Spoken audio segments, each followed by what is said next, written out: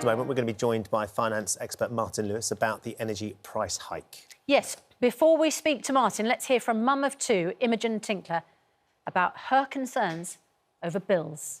With the new hikes coming up, it's really concerning for us because we've got a family, and I'm sure everyone who's got a baby knows that you have the heating on more because you want to keep them nice and warm. But secondly, we've got a food business.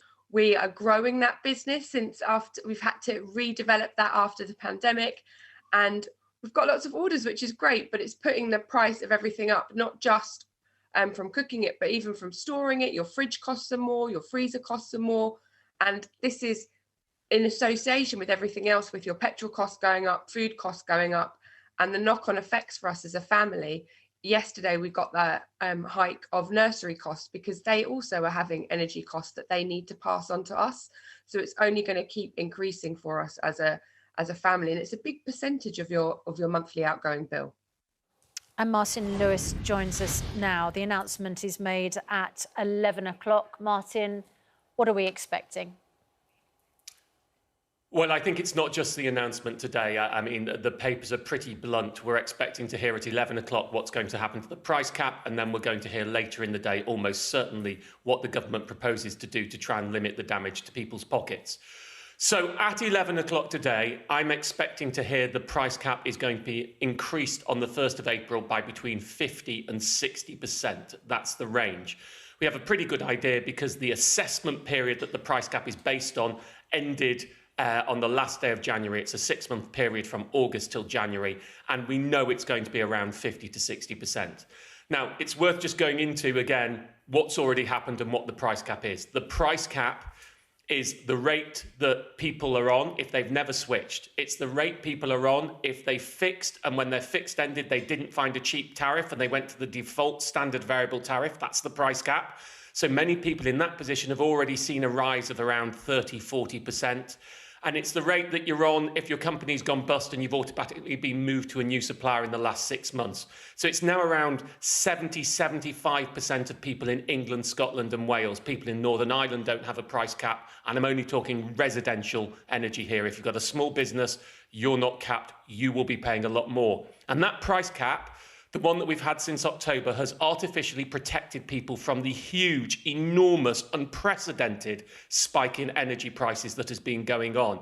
So we have actually been paying less than the market would have us pay by a substantial amount.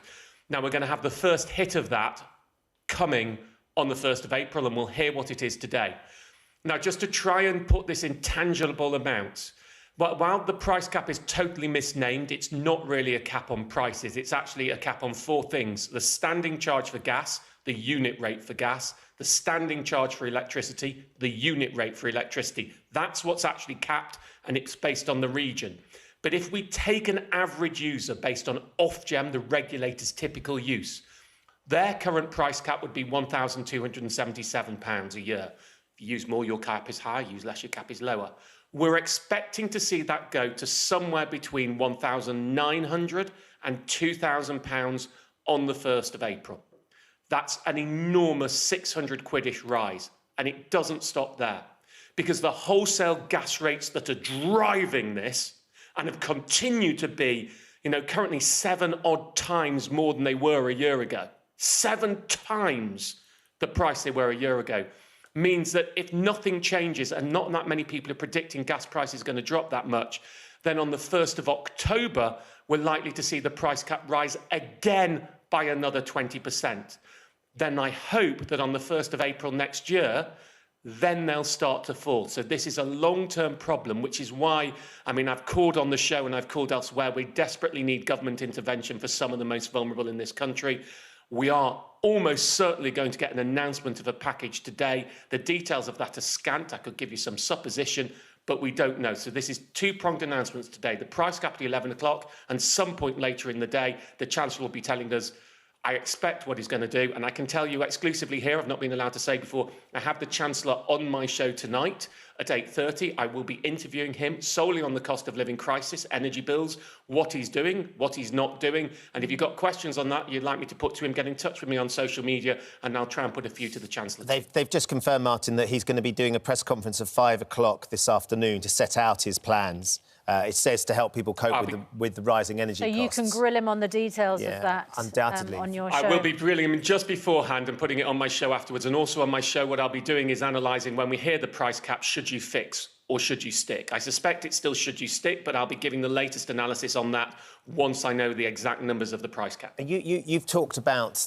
people having to make the choice between heating and eating for a very, very long time now. We're getting so many emails this morning, and I know that you get contacted by thousands and thousands of your viewers and followers to talk about how on earth they can try and make ends meet.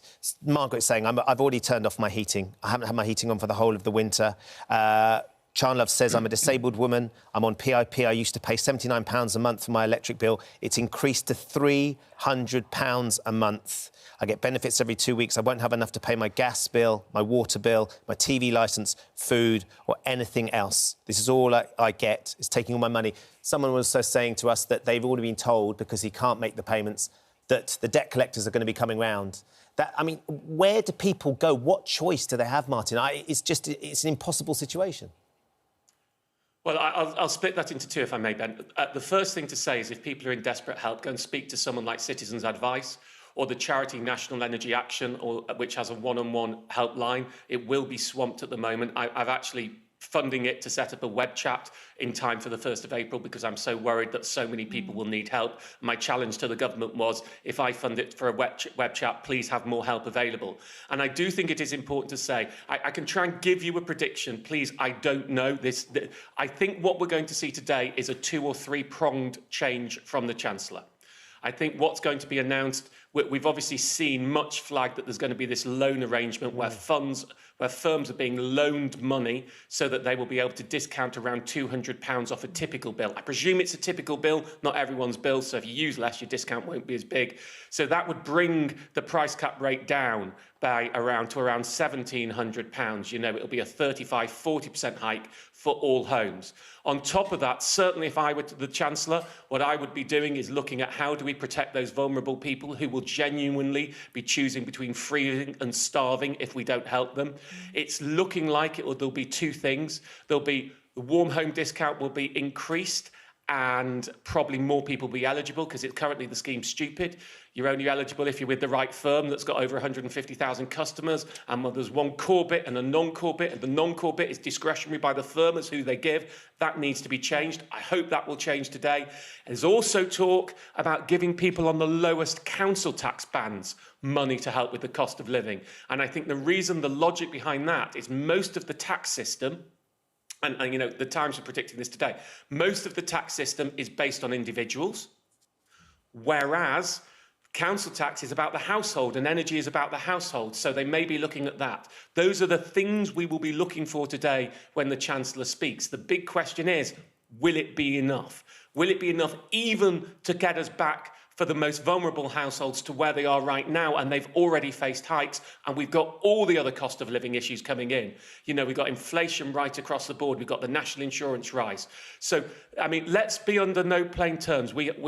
If there is no other help on the 1st of April, it is catastrophic for the 6 million people in fuel poverty, and it is well-being stressful for the many people who have more money than that, but who will have to make difficult choices and have to curtail their lifestyles on the back of this energy price rise. This is a very big day for people's pockets. It is a very big day for the government. This is a real challenge, a prosaic, actual challenge to the way that people live in this country. And this is one of those times when politicians can make a genuine impact and make things better. And the jury is out on how well they'll do it. That's one of the things I'll be talking to the Chancellor about tonight. Absolutely right, Martin. And we really appreciate you sharing that with us this morning.